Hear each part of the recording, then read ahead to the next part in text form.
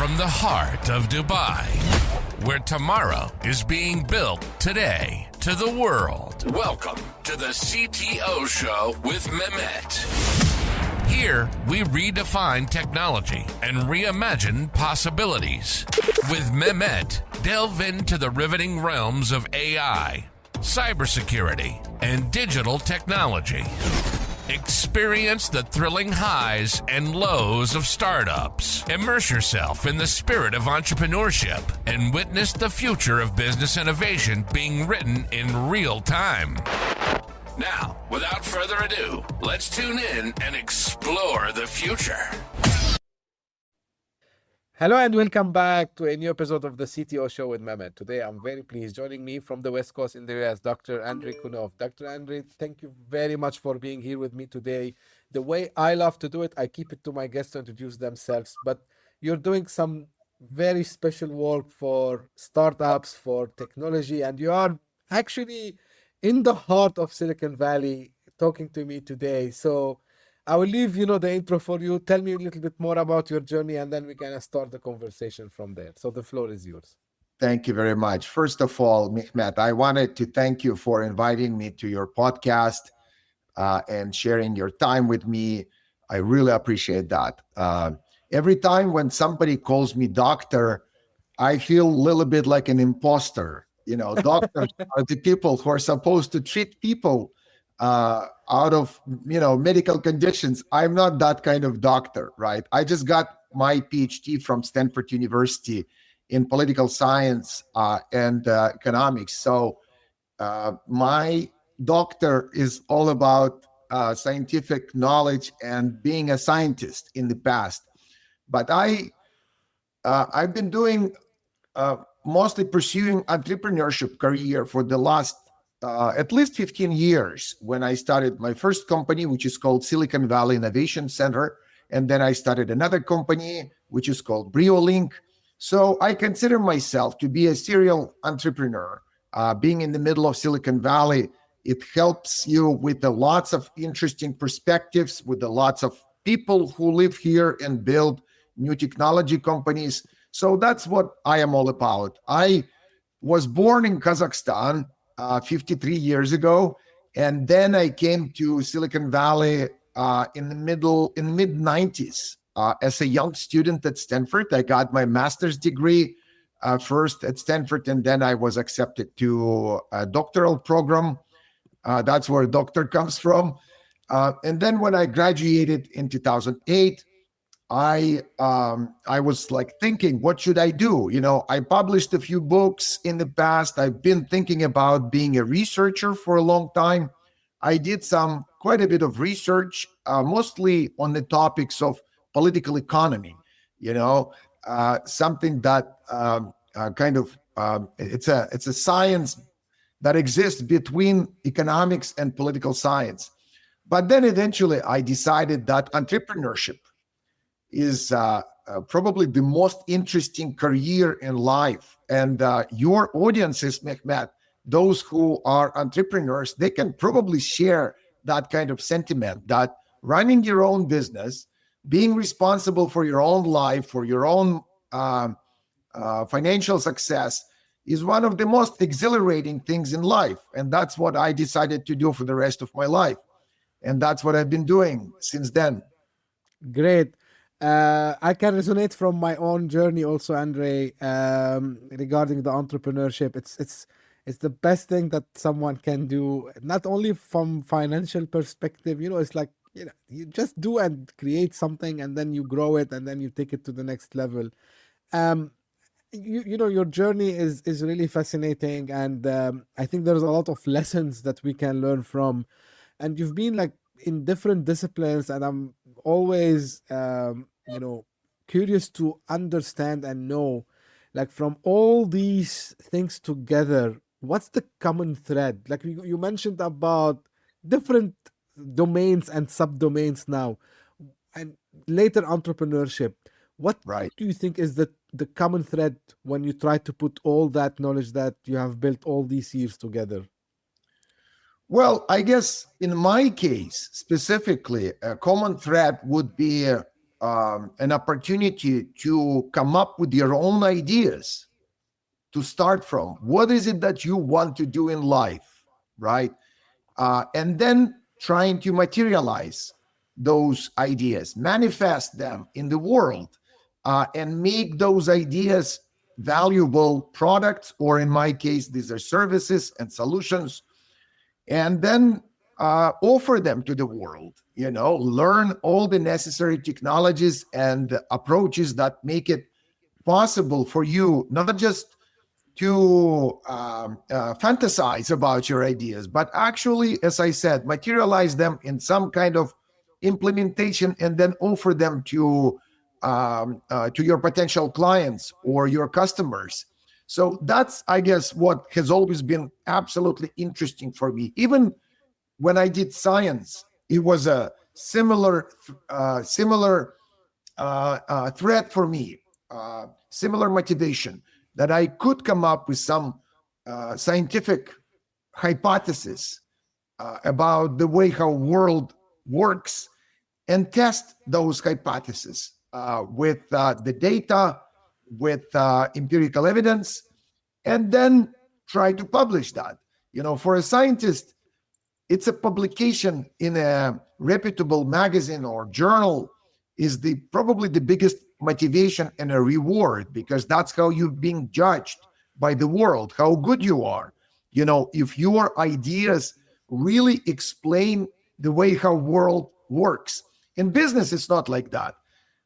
In most cases, nobody cares, how many publications you have, unless you want to invent, of course, something that can potentially be patentable, or you could do your research for the purpose of inventing new product. I guess this is how the entire AI revolution has started. A lot of scientists did a lot of very hard research before OpenAI was able to materialize that in a large language model in GPT that now everybody is using. So in that regard, research is also important for many, many technology companies.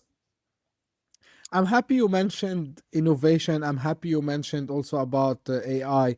Now, it applies, by the way, in science and, in entrepreneurship. And we hear this word a lot. And, as someone who worked partially and later on fully as in go-to-market. So we use, for example, look, this company has this disruptive technology. Now, the word disruptive, and here, because for you have this double edge, being an entrepreneur and being also a scientist. So do you think like some people now consider the word disruption as a buzzword? And let me ask you, like, in a more straight way, what really a disruption is when we talk about technology today? Right. Yeah, that's a really good question, Mehmet. Thank you for asking it. I could approach that question, like you said, from two different angles, from the business point of view, but also more from like an academic point of view. What is a disruption? I think disruption has been a buzzword for many years since it became popularized by different people, but specifically, what's his name? It was the book that became popular. I'm trying to remember the name of that Harvard professor who published a book on this particular topic. And it just escaped my memory, the name of that book, but I will remember that in a second. So to answer your question, what disruption is all about, essentially, if you look at it from the sort of a research point of view, disruptive technologies are the ones that can be both much more successful in terms of their quality of the solutions that they bring to the market, but also from the point of view of price, right? Large companies, the reason why it's called disruptive is because large businesses find it extremely difficult to be disruptive. And what is the reason for large companies not being able to, in most cases, create disruptive solutions? It's because most of those companies operate based on large markets and large profits, margins that they have to generate, right? Disruptive solutions are not like that. They usually get originated in small markets and sometimes with no profits at all. So large companies find it difficult to create a solution that and sustain the solutions that are not bringing them any profits. As a matter of fact, they have to think about it as a sort of going backwards in their history of success, to become a small startup that can operate on a small budget with a very uncertain market, a lot of risks that are usually associated with new disruptive products. No large company would want to do that, obviously, right? So startups, on the other hand, are capable of doing that. And they have a huge advantage in inventing new risky products that have no markets in the beginning. Right. So once they establish that solution, and if that solution or product has a very significant potential value that still needs to be discovered with the market, startups can afford doing that because there is no other way for those companies to become successful other than actually keep reinventing. So it's usually in the DNA of any startup company, successful startup company, to take a risk with new unproven products. Large companies cannot do that. But once that product becomes successful, and then the startup continues to develop and create essentially the market for themselves with the low margins, it's really difficult to compete with those companies. Think about Amazon, for example. Now it's pretty much like a monopoly here in the retail markets in the United States. But for a long time, Amazon was just a bookseller, essentially. Jeff Bezos, when he started this company in mid-90s, he raised a few $1 million for that online shop, essentially, for books. Of course, it looked like a small startup, right? But why did they win? How were they able to outcompete the largest retailers in the world and chains of those retailers in the US? Well, that's because Jeff Bezos was able to keep his startup growing without any profits for many, many, many years. And the investors were okay with that. Every time when large retailers would approach the fast-growing Amazon and Jeff Bezos in person and tell him, okay, well, maybe you're growing fast, but you're not making any profits for so many years, he would always smile and he would say, your profit is my opportunity. Meaning that startups can reinvest all the money that they get from their sales into their growth. And in many cases, most cases, I would say, growth for startups is more important than becoming profitable, right? That's how you capture as large markets as possible. Same happened with other famous startups like Uber, right? Or Airbnb. You look at all of them, the first ingredient for success is to come up with a product that solves a problem on the market that nobody else does, right? Like you have a small monopoly from the very beginning. That's what Peter Thiel famously advertised and kind of made an argument in his book From Zero to One, where he said that if you want to become successful as a startup, you have to find a problem where there is really no solution. And when you have a solution, that kind of a solution has to be like a small monopoly on the market. In this way, when you offer this unique value proposition that nobody else has thought about, profit is the last thing that you should think about, right? The first important thing is to think about the growth of that solution. That's where disruption is coming from your opportunity to grow without being profitable.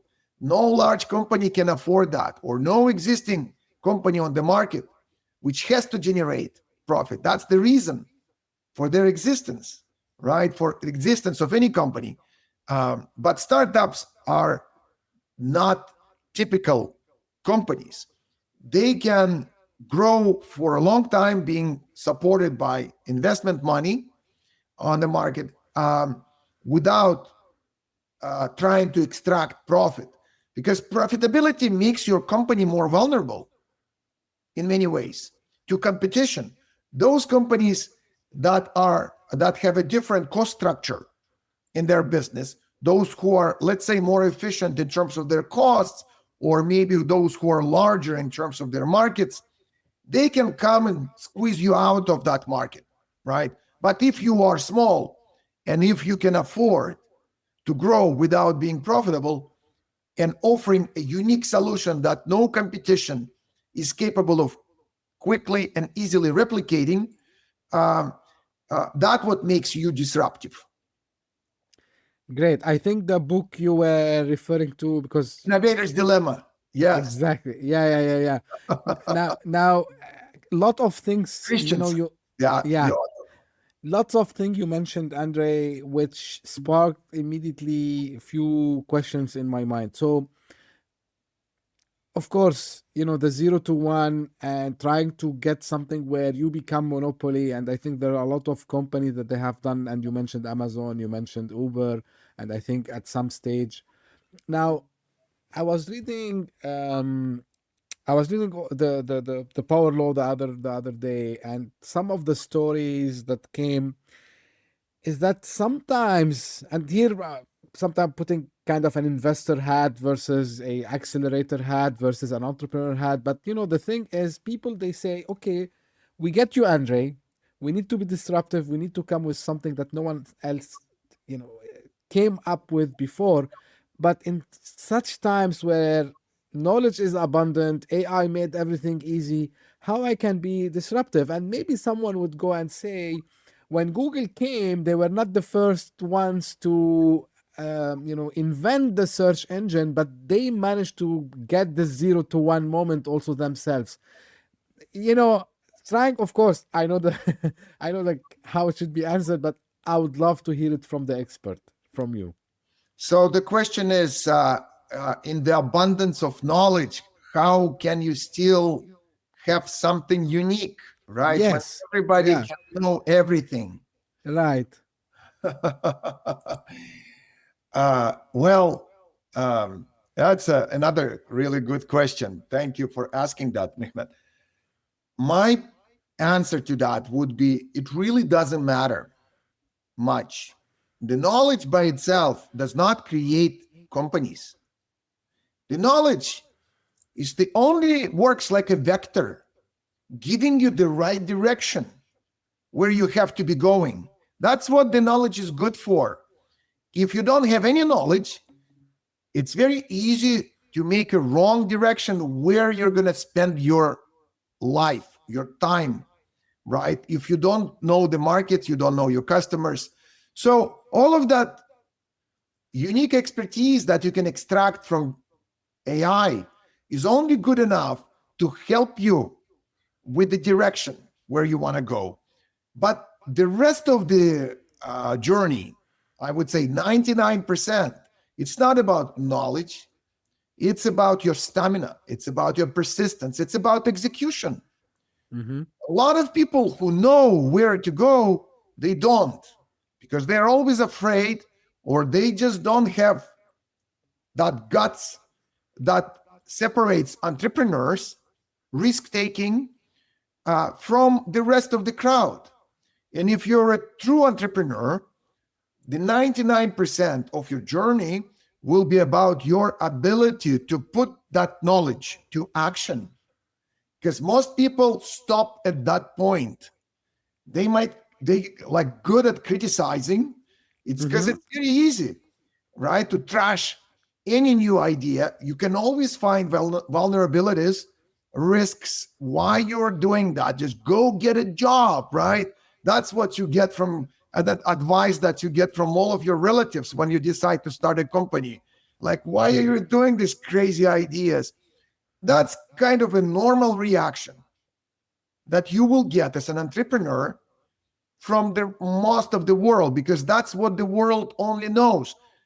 How many successful entrepreneurs have you met in person in your life? Well, you might be different, Mehmet, because you have a podcast where you talk. But I would say the probability of meeting a person who is a successfully started his own company is very low, because 99%, more than 99.9% of all people, they do not have the right mindset for executing your business.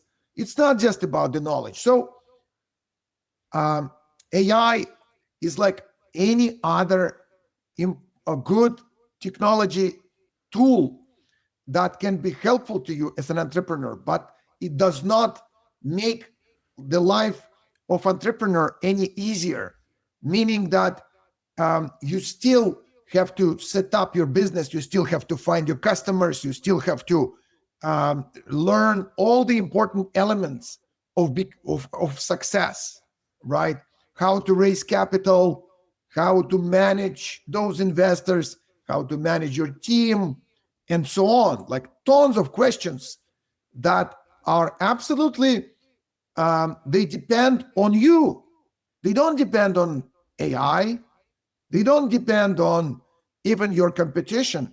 They're only a question how you design your business and how you execute that design, that strategy that you build for yourself. So, in my opinion, AI, of course, it helps with knowledge for those talents who are out there, maybe in a very difficult circumstances of their life. They don't have money, they don't have any support from their relatives, they have nothing.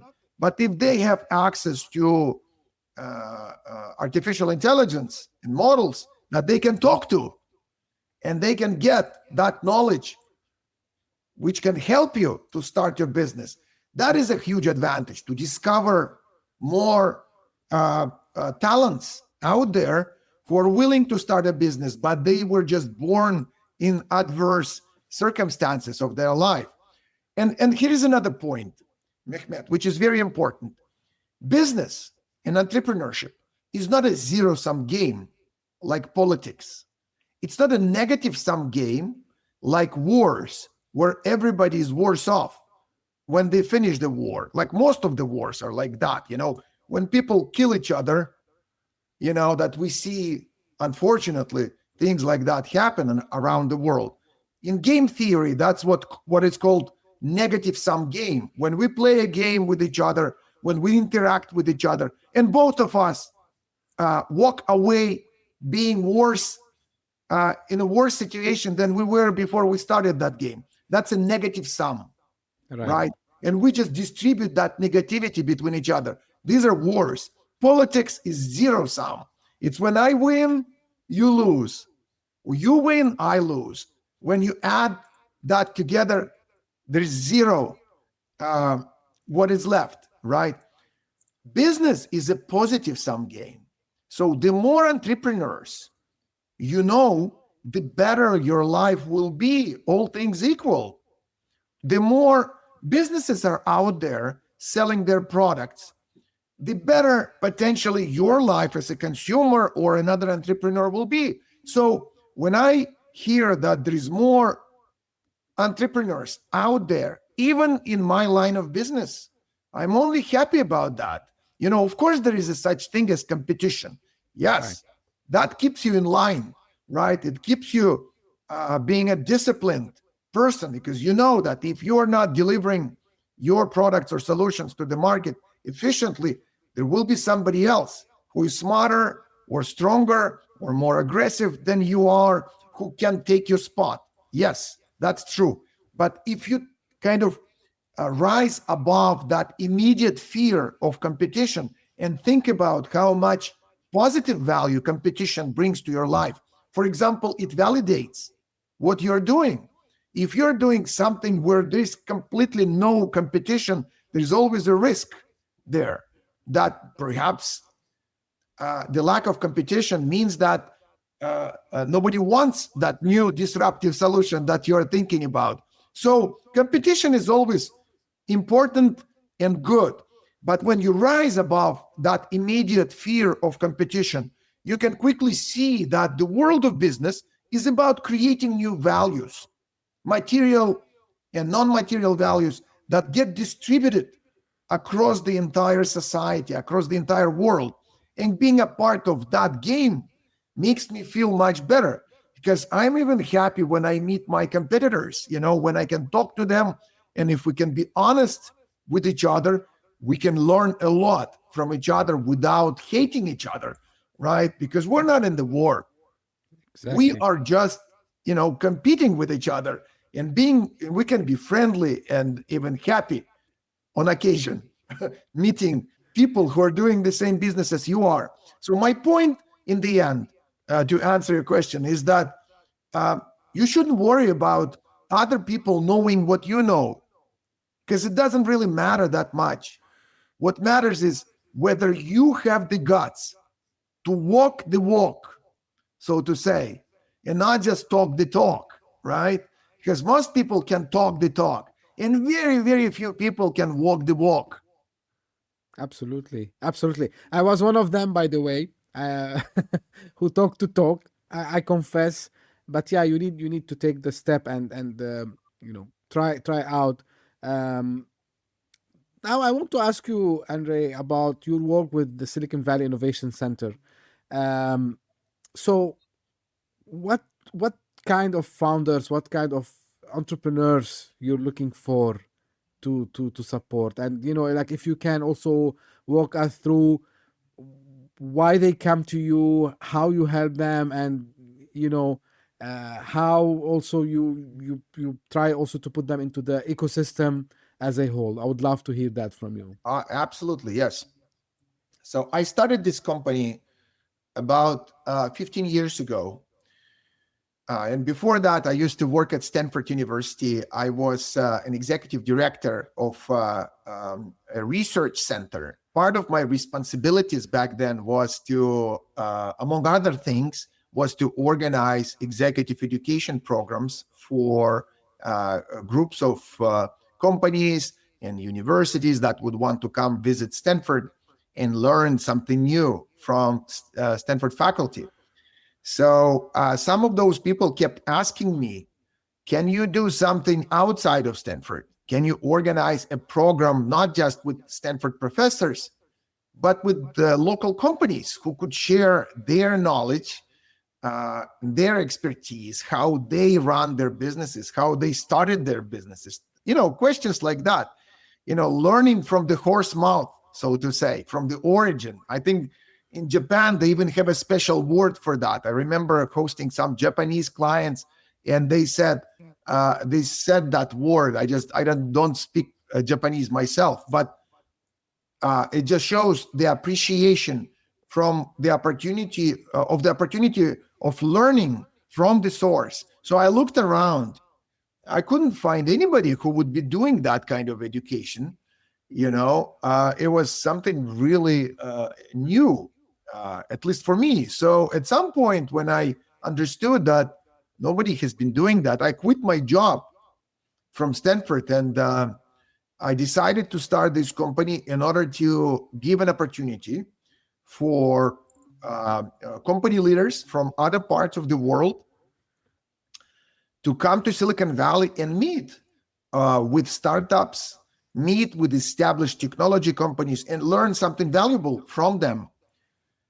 Now, the catch was, the problem was, why would those companies be meeting with my clients? They are not like tourist destinations.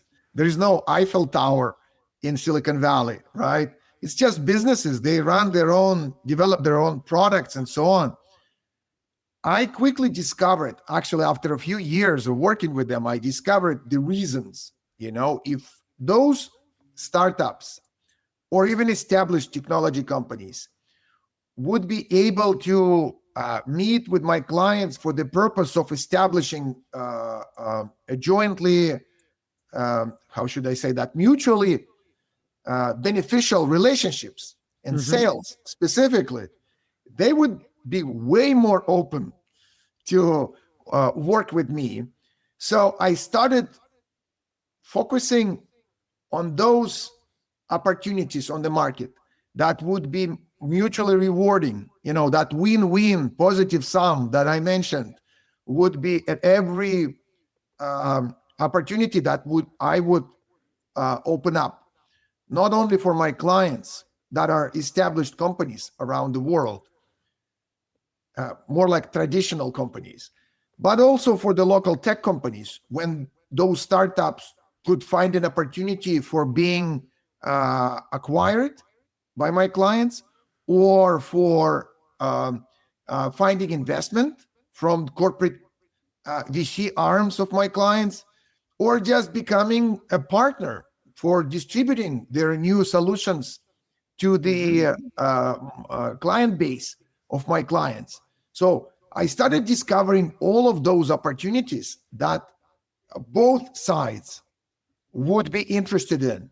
And that was kind of the most important insight for me, why there might be a mutually beneficial type of relationships here that I can monetize in the form of educational programs. And your question was, how do I help those startups? Well, Yeah. I just mentioned a few of those ways how we do help startups. One of the ways how we do that is when we work with our corporate clients for the purpose of what I call startup scouting. We reach out to those startups that fit the interests of our clients, and we facilitate those opportunities for investment and acquisition.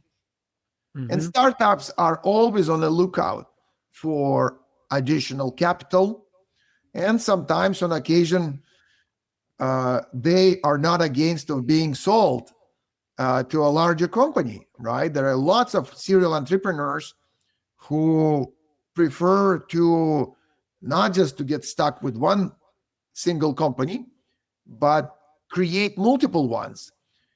Some of those entrepreneurs are just really good about starting companies and bringing them to a certain market value, after which they are not that good. It's one thing to be a really good innovator, and it's totally another thing to be an executioner, right? You get some really good people with large companies that can be both. Sometimes it's possible. I don't know, like Facebook, Mark Zuckerberg, he started a company and then he was able to run this company for quite a long while, right? Or Steve Jobs, or, many names come to mind. But the majority of entrepreneurs, technology entrepreneurs, they're not like that. They can start companies really well, but then they get bored at some point. So that is when my clients come in and either invest or acquire those companies, making them a part of a larger entity. And this way, a more established traditional companies, they can sort of rejuvenate themselves with the new blood, so to say, that they get by acquiring new companies. M&A departments are very active for, large successful companies. Every time when they want to find the new solution, I'll just give you one example. I've been working with one very large French pharmaceutical company very recently. I'm not going to name their name, but, it's pretty easy to find who they are. They're probably the largest pharmaceutical company in France, and perhaps one of the largest in Europe. So that company wanted to come to Silicon Valley and bring their directors, top people to Silicon Valley to sign a few contracts with the large technology companies here. But another reason why they wanted to come over was that they wanted to meet with startups that are developing new AI solutions for accelerating drug discovery. This is something that you can try to build in-house, and I'm sure many pharmaceuticals do that, of course, do a lot of experiments. But another way how you can reduce your costs of internal R&D efforts is to go out and explore what they call open innovation approach. What is open innovation? Well, essentially, you don't try to reinvent a wheel in-house because sometimes you don't have the right people or it's more expensive. There might be many reasons why open innovation is better than in-house innovation. This is when you go out and look at the companies that were just formed recently at startups, and what do they have in your particular zone of interest. In the case of new drug discovery solutions, there are plenty of companies who are trying to run multiple experiments. So a large corporation can look at those opportunities, at those startups, as a kind of outsourcing, in some ways, their R&D efforts, and doing that with way less expenses, costs, than you would do that if you were running it inside, right? I mean, it all varies, of course. But in many cases, the success of startups completely depends on the creation of the new market value, right? In-house, sometimes it's harder to validate the creation of the market value. In the open market, it's pretty easy because it's a separate company. If they don't create anything new, they don't deserve anything from their investors and so on. So this is the reason why we've been helping that large corporation to identify this new startups in drug discovery. And I know that there are some good conversations that we help build between them. This is how we help startups. Great. Now you mentioned something about different geographies and different ecosystems. Before we hit the record button, I was telling you how, in a passionate way, about my visits to Silicon Valley before. Oh, now, you should definitely come. Yeah, I have a dilemma within me, to be frank, Andrey, and maybe you can help me. So, sure. And this I'm asking it for of course, for the audience as well. Silicon Valley, despite what people say, is still, in my opinion, the capital of technology innovation. Now, secret sauce, I think I know it, but maybe this is the first part of the question. Why still no other ecosystem was able to replicate Silicon Valley? First. Second, in emerging markets where I am based here, I am in the Middle East, in Dubai, and we've seen like other places where they want sincerely and with all the government support, all the thing, to become another tech hub. Right. Do you think the mistake is just copying Silicon Valley as is and trying it to implement it somewhere else, or there's a secret sauce for Silicon Valley and companies should aim for Silicon Valley as a first step and then try to go elsewhere? What do you think?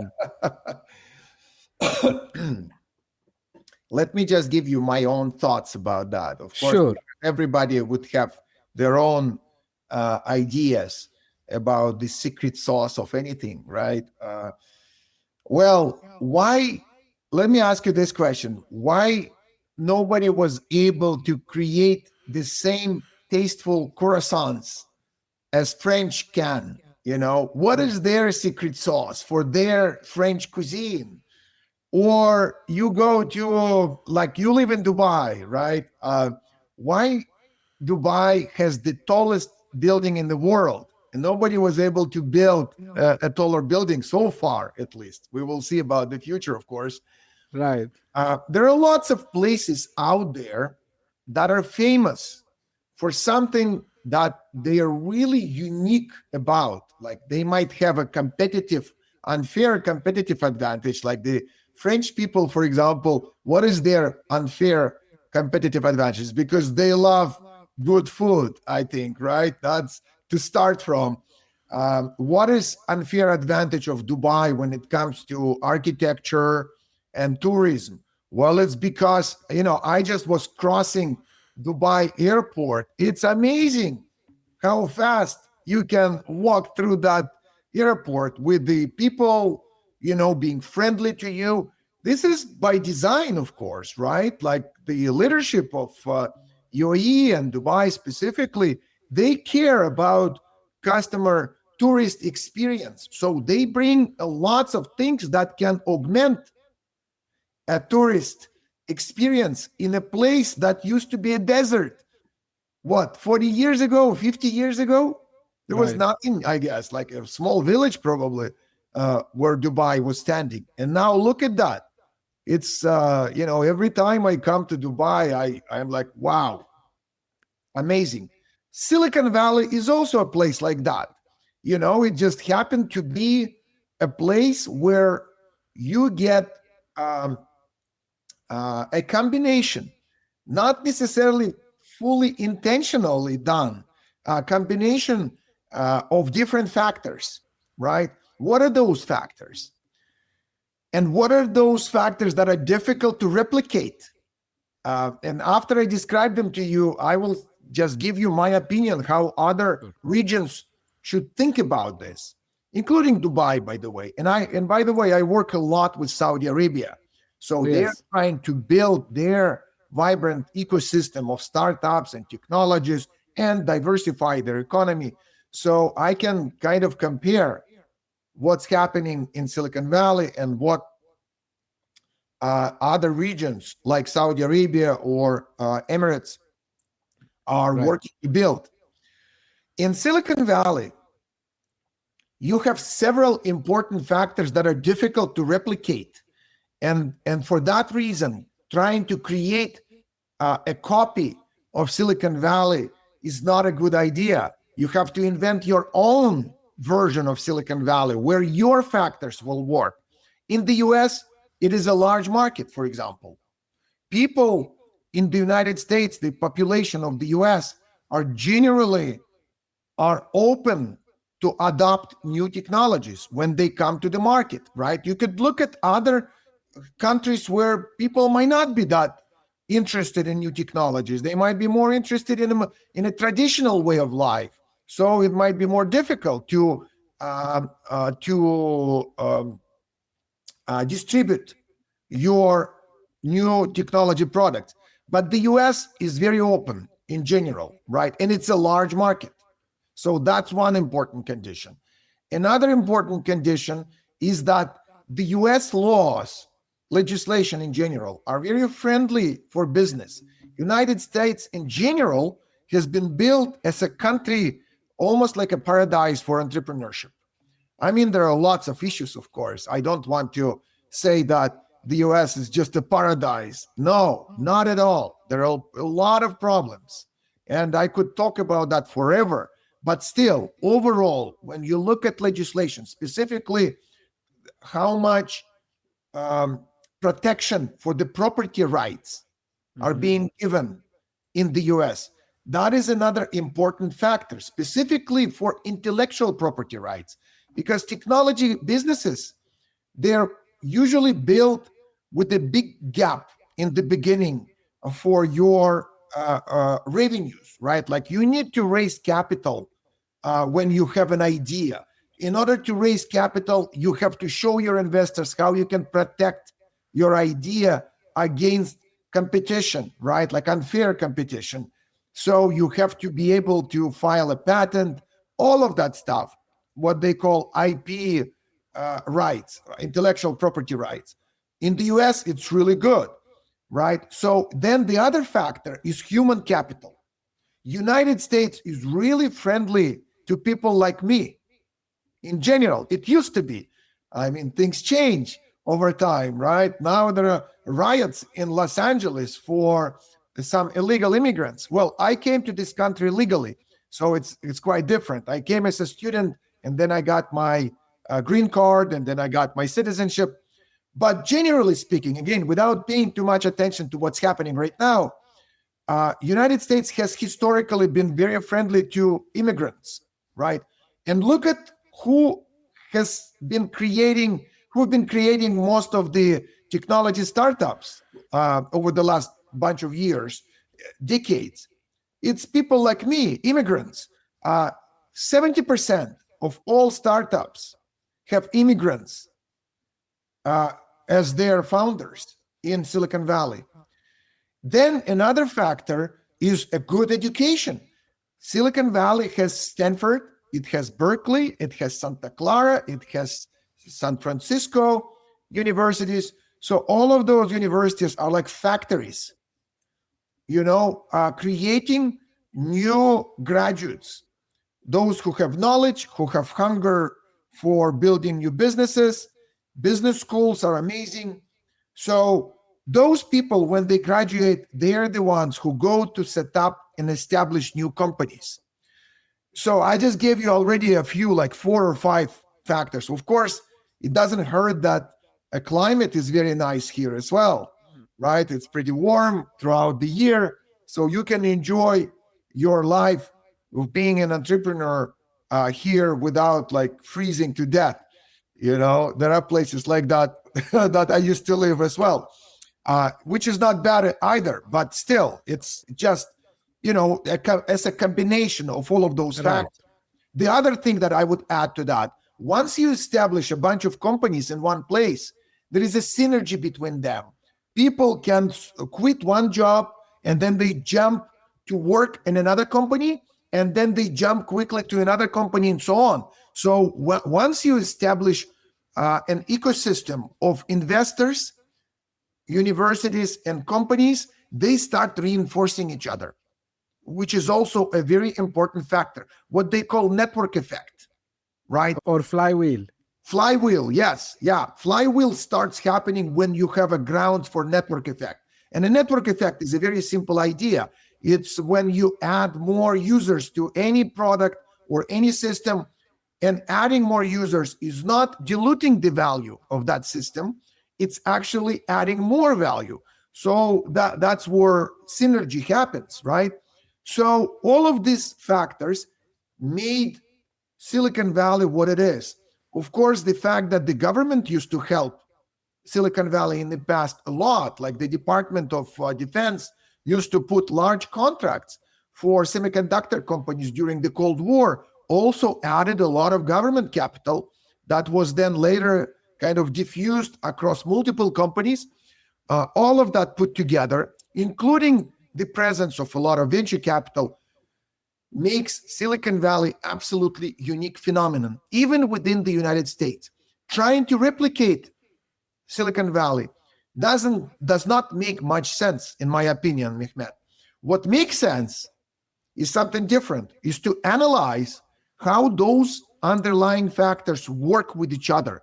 Where does that synergy and network effect come from when you add venture capital and very friendly rules for investors with the friendly rules for entrepreneurs, for example, right? You just try to understand why Silicon Valley is successful, not replicating everything, but understanding the underlying logic. And then you can replicate that logic, yes, depending on what kind of combination of similar factors you can implement in your particular country or in your particular region. Like, let's just take an example of Dubai, where you are, right? Dubai did not have a lot of amazing universities when it started, right? It did not have a lot of people living in Emirates, right? Like the population was not that large, but what they were, and so on, you could kind of go through the whole list. But the point is this: once you start understanding the logic of what you have missing, asking entrepreneurs, like, what do you want to have in order to be successful in our part of the world? They will tell you what they need. All you need to have is to have a direct and open, honest dialogue with the people who are capable of creating amazing companies and products, and they will tell you what they need. And then you just do that. You create a financial center where you protect their interest. You create amazing offices. You bring more human capital, right? You invite investors. You give those investors certain protection sometimes, or maybe certain tax incentives. And then there you are. You already have something that can work similar to Silicon Valley, even though the combination of those factors can be quite different. Right. It's all about, yeah, like you mentioned something which I nod my head, maybe you noticed, the early adopters, right? So I think this is the biggest edge that after analyzing, I just posted on LinkedIn a couple of days ago, because I was having this discussion with someone and asking me, like, what do you think? I said, yeah, look, it's an emerging market, as we call it, like an emerging startup hub, whether here Dubai, Riyadh in Saudi Arabia, and other emerging hubs. So each one, as you said, like it has its own edge, I would say. The thing that we are missing, and I repeat this, and there's no look, like this is gonna take years. And I tell people, like, you forget something. Silicon Valley didn't become what is Silicon Valley in one day. It took years, and yeah. Yes. So the early adopters, and coming again from the business side, it's the big thing. And this is why I tell people, maybe if you are a local founder here in the region, maybe it's logical, depends of what you're doing, of course, to go and see if you find these early adopters somewhere, because they become your reference. They become, like, hey, like this customer in the US is using my solution or my product, and hey, like, would you use it? Like, I have now the social proof, as they call it. I highly believe in this. I 100% agree, and I'm happy you put all these combinations of multiple things, plus how we can not copy paste, but as you said, like we take the best of what we have and try to do something, and then build this bridge. And again, I'm a big believer that no single hub can work alone. We need to collaborate on a global level, right? So we need to collaborate on a global level. Now, you mentioned something about, and maybe we're almost done, I would say, but this is the part that I don't want to miss in this conversation today, which is related to venture capital and, investing in companies. In your point of view, and with what AI is doing currently, where do you think is the genuine and the real innovation breakthrough worth backing up today in this space specifically? What AI is doing right now is absolutely amazing, especially for new entrepreneurs. It allows you to rely less on capital, from my point of view, and rely more on your talent when it comes to designing new solutions. AI is like electricity. People compare it to something that is very fluid, and yet you can take as much of it as you need, and you can infuse that into your product, or maybe you can build a whole product out of AI solutions, right? The most interesting, from my point of view, opportunities are coming from agentic AI. Right now, AI is just works like a brain, right? A brain that is smarter than me, smarter than any of us, but it doesn't have legs, it doesn't have hands, it doesn't have eyes, it doesn't have a mouth, so to say. It cannot act yet. But we're going to see that change really, really soon. Maybe by the end of this year, we're already going to see some really interesting AI agents. Now, agents are different than just AI because they can do stuff, right, on your behalf as a consumer, but also as an entrepreneur. Now you can populate your company with agents. Now you can start a company as a sole entrepreneur if you're really, really good, right? And then you can employ AI, help you build your business, or even become your product if you know what you're doing. What I'm trying to say is that You don't have to rely that much on capital anymore, because the capital, what was the capital good for in the past in most of the startups? Why would you need to have a lot of capital? One of the main reasons in the past was that you can hire a lot of smart people who require a lot of money to pay them so that they come join your team. Well, now AI can alleviate that problem a lot, because now you can employ artificial intelligence instead of a lot of smart people, if you know what you're doing, of course, right? So you can build products and you can reach markets without giving away too much of your company to investors. Relationships with investors are always difficult. They will always tell you that it's like a marriage, like your capital gets married with the talents and so on. They forget to tell you that that marriage always ends up with the divorce at some point, right? Because they have to exit from your business. And sometimes this divorce is very amicable and friendly, when you go public, or when you sell your company for a price that you as an entrepreneur find advantageous. But in many cases, it's not like that. In most cases, it's not like that. So inviting an investor to your business, you got to be really careful and have a lot of experience in how you can handle that relationship, that kind of marriage. So using artificial intelligence for the purpose of developing your business, for the purpose of creating your product and distributing it across the market, gives the biggest promise to the early starting, first-time entrepreneurs. And that's what I would encourage people to do. Learn more. Rely on your ability to understand where AI is going and try to preempt that future with what you are developing, and employ as much artificial intelligence as possible instead of wasting capital on your company, because the future will be much brighter than the past. That's what I personally believe in, Mehmet, when it comes to artificial intelligence, specifically agentic AI, but also the fact that, I don't know if you heard the last interview, Sam Altman from OpenAI, when he was asked, I think it was like a Sequoia conference, he was asked, like, what do you see, how do you see the future for AI, near future? So his first answer was what I said, like the agents will probably dominate the markets very soon, but after that, it will be ability of AI to reinvent itself, essentially doing research on itself.